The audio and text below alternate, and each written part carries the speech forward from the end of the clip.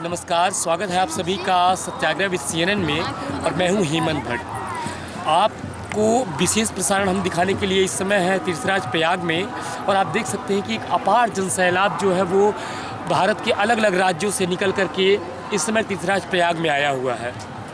मौनी अमावस्या के इस पावन पर्व पे देश के अलग अलग मठों से जो साधु हैं, महात्मा हैं वो आए हैं गंगा में डुबकी लगाने के लिए और संगम जहाँ पे गंगा यमुना सरस्वती मिलती हैं, लोग उसमें डुबकी लगा रहे हैं, माँ गंगा के सानिध्य में डुबकी लगा रहे हैं। और लोग कहते हैं कि जो पतित पावनी माँ गंगा है वो तन और मन दोनों को निर्मल करती है। भगवान राम इसी प्रयाग में आकर के महर्षि भरद्वाज से मिले और भरत जी जब चित्रकूट जा रहे थे मिलने के लिए तो वो भी प्रयाग में आकर के उन्होंने ही राम की भक्ति इस प्रयाग से मांगी। बहुत कुछ हम आपको बताएंगे तीर्थराज प्रयाग के बारे में, तो आप बने रहें इस विशेष प्रसारण के साथ और देखते रहें सत्याग्रह की ये यात्रा हेमंत भट्ट के साथ। नमस्कार। माँ गंगा यमुना सरस्वती का संगम तीर्थराज प्रयाग मौनी अमावस्या के इस विशेष एक्सक्लूसिव रिपोर्ट में आप देख रहे हैं कि माघ मेला में आए हुए करोड़ों श्रद्धालु किस प्रकार से धीरे धीरे पुल के माध्यम से संगम की तरफ जा रहे हैं। हम आपको बता दें कि यहाँ का जो माघ मेला है वो पूरे संसार का सबसे बड़ा इवेंट कहलाता है और इतनी अधिक संख्या में लोग एक साथ किसी भी आयोजन में भाग नहीं लेते हैं। देश के अलग अलग राज्यों से जो श्रद्धालु आए हैं, अलग अलग मठों से शंकराचार्य और साधु संत महात्मा इस माघ मेला के सानिध्य में पधारते हैं। तीर्थराज प्रयाग का एक अपना महत्व है और प्रभु श्री रामचंद्र जी भी तीर्थराज प्रयाग में आए थे। उनके भाई भरत जी भी जब मनाने के लिए जा रहे थे प्रभु को चित्रकूट की तरफ, तो वो तीर्थराज प्रयाग से होकर के गए थे और इसी प्रयाग से उन्होंने हाथ जोड़ करके भगवान की भक्ति मांगी थी। सबसे बड़ी बात यह है कि महर्षि याज्ञवल्क्य ने यहीं पे बैठ करके महर्षि भरद्वाज को पूरी रामायण सुनाई थी। और तीर्थराज प्रयाग में सिर्फ मनुष्य ही नहीं, हजारों किलोमीटर दूर से ये जो साइबेरियन पक्षी आप देख पा रहे हैं, ये तीर्थराज प्रयाग में इसी माघ मेला के समय में आते हैं और करीब 1 महीने रहने के बाद ये वापस साइबेरिया चले जाते हैं। तीर्थराज प्रयाग में ये जो मेला है इसमें लोगों की आस्था डुबकी लगाती है, धर्म डुबकी लगाता है और हजारों सालों से ये जो प्रथा है यूं ही चलती आ रही है। बात करें तीर्थराज प्रयाग की तो वेदों ने, पुराणों ने और जितने भी धर्म ग्रंथ हैं उसने तीर्थराज प्रयाग को तीर्थों का राजा बताया गया है। संसार में जितने भी तीर्थ हैं, जो हिंदू परंपरा को और सनातन धर्म के अनुयायी जिसको मानते हैं, उनमें तीर्थराज प्रयाग जो है वो सर्वश्रेष्ठ है। यहाँ पे जो महर्षि याज्ञवल्क्य और महर्षि भरद्वाज की कथा का वर्णन है, तो प्रयाग के तट पर बैठ कर के महर्षि भरद्वाज कहते हैं याज्ञवल्क्य जी से कि हे प्रभु, जिसको पूरा संसार ब्रह्म कहता है, क्या वही ब्रह्म दशरथ नंदन राम हैं या और राम कोई दूसरे हैं जिन्हें भगवान शिव जो है वो अपने हृदय में हमेशा जपते रहते हैं। तो महर्षि याज्ञवल्क्य जो है वो कहते हैं महर्षि भरद्वाज जी से कि आप जो है वो ब्रह्म ज्ञानी हैं, आप समदर्शी हैं, सब कुछ जानने वाले हैं हे भरद्वाज, किंतु आपने संसार के कल्याण के लिए जो राम का वर्णन पूछा है उसके लिए आपको फिर से पूरी रामायण सुननी होगी। और इसी तीर्थराज प्रयाग के तट पर बैठ करके महर्षि याज्ञवल्क्य ने पूरी रामायण महर्षि भरद्वाज जी को सुनाई।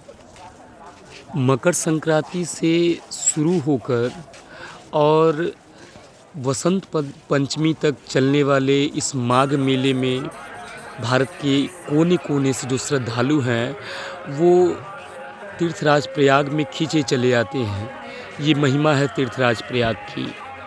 तीर्थराज प्रयाग वो हैं जो लोगों को मोक्ष देने वाले हैं। ये यहाँ के साधु संत और शंकराचार्यों का अनूठा संकलन भी है और देश के कोने कोने से आए हुए सैलानियों का संकलन भी। तीर्थराज प्रयाग में लोगों की जो आस्था है वो डुबकी तो लगाती ही है, लेकिन उसी के साथ तन और मन को निर्मल करने वाली गंगा की ये लहरें उनके शोक का नाश करती हैं। तीर्थराज प्रयाग में और भी जो महिमाएं हैं उसका वेदों ने, पुराणों ने और शास्त्रों ने बखान किया है।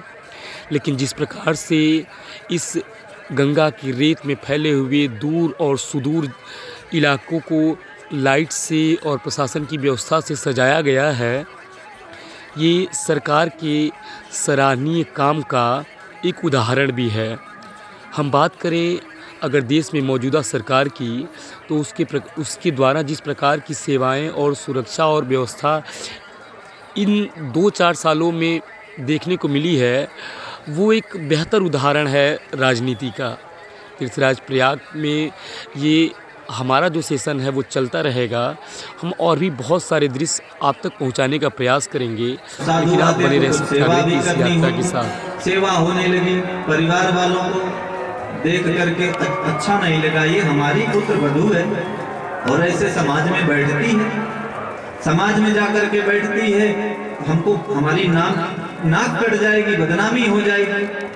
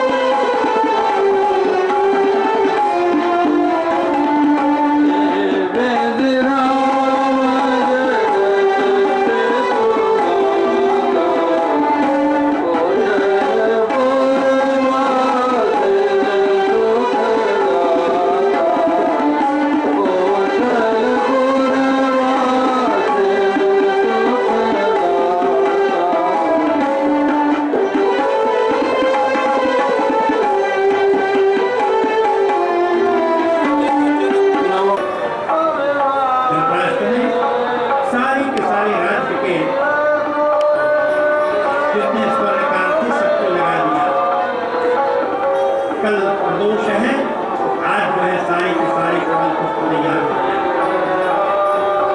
इधर पांडवों के पास तो